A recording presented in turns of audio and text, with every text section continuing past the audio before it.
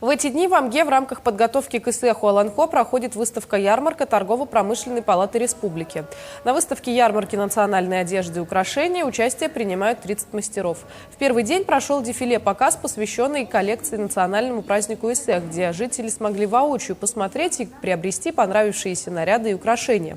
Также в эти дни проходят мастер-классы по пошиву платья «Холодай», «Халатчик», якутской сумки, жилет, накидки, сувениров к ИСЭХу и также мастер-классы по построению базовых выкроек. Мастера предоставляют услуги по раскроям национальной одежды по уникальным выкройкам и дают консультации населению. В прошлом году мы тоже приезжали и подписывали, соглашение с главой ЛУСа. И нынче к нам было обращение, чтобы мы приехали, именно организовывали вот такую выставку подобную для подготовки к ИСЭХу Аланхо. Мы сюда привезли, у нас будут мастер-классы.